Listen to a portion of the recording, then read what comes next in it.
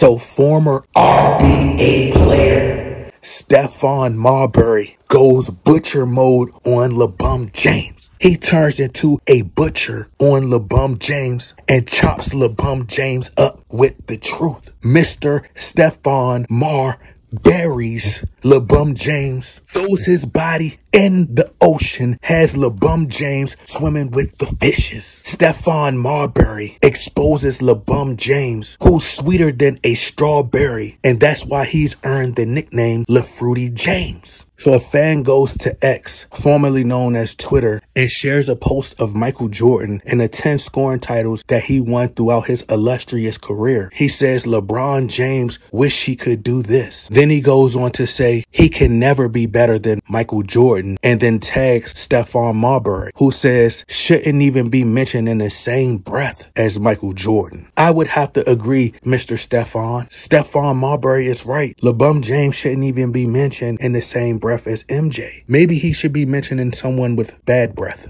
That'd be better. Halitosis, gingivitis. But he should never be mentioned in the same breath with Michael Jordan. LeBron James should be mentioned with the Powerpuff Girls. He should be mentioned with the Power Rangers, the Teletubbies, because LeBron James is nowhere near as great as Michael Jeffrey Jordan. LeBron James is not even better than Kobe Bryant. LeBron James literally has 1 scoring title. Michael Jordan literally has 10 scoring titles. 10. He has just as many scoring titles as he has toes. He has just as many scoring titles as he has fingers, ladies and gentlemen. Even if Michael Jordan had no hands, he can still score the ball. Michael Jordan could literally average 96 points per game in today's generation because the league is so soft and the game is now predicated on just scoring the ball. All you have to do is score. You don't have to play defense anymore. So this is Michael Jordan's specialty. This is where he thrived. Michael Jordan literally dominated in the big man era. And y'all think that Michael Jordan wouldn't have survived this era?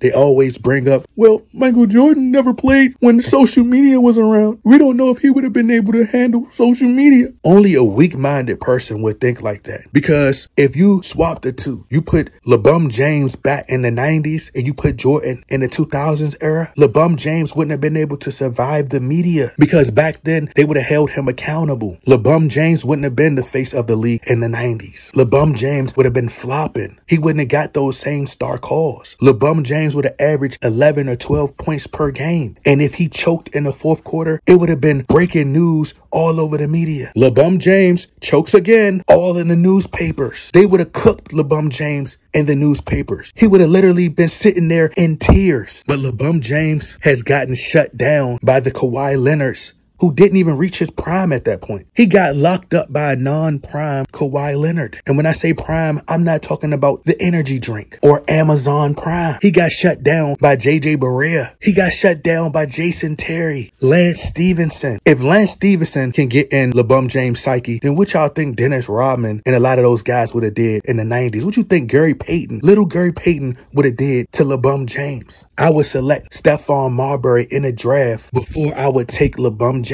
At least I know what I'm getting in a Stephon Marbury. A guy who can score, who's gritty, tough, and not soft like LeBron James. And that's why Stephon Marbury was blackballed by the RBA. Because he's always spoke the truth. He's always exposed the RBA. How can you be the all-time scoring leader, have scored the most points in RBA history, but you literally have 1 scoring title? They crucified Kobe Bryant for years for missing the most shots in RBA history. But LeBron James is literally on his heels. Stephon Marbury also exposed that he believed that Steph Curry should have won the MVP for the Olympics. But they gifted LeBron James a gift because they want to further this illusion that LeBron James is the second greatest player of all time next to Michael Jordan, which he's not. He will never come close to being as great as Michael Jordan. Are you guys familiar with the Easy Pass? You know, the electronic toll collection that makes it easier when you travel to get past these tolls without using actual coins? That's what LeBron James has had his entire career, an easy pass to the RBA finals. The RBA has carried LeBron James year after year to the NBA Finals and have rigged the finals for LeBron James to win 4 championships because he couldn't earn them like Michael Jordan. Michael Jordan has 6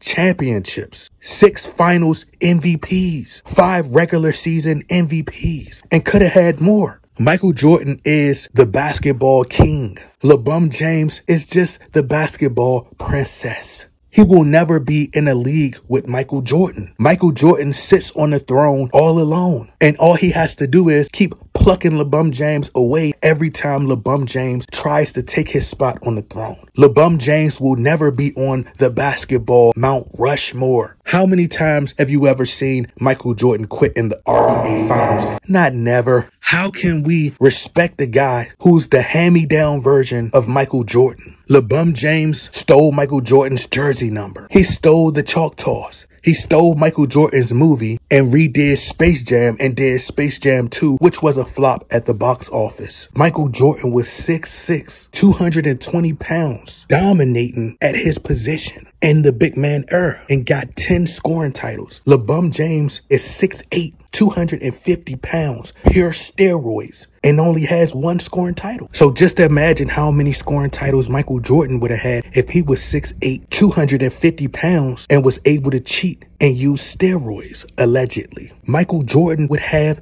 10 million scoring titles.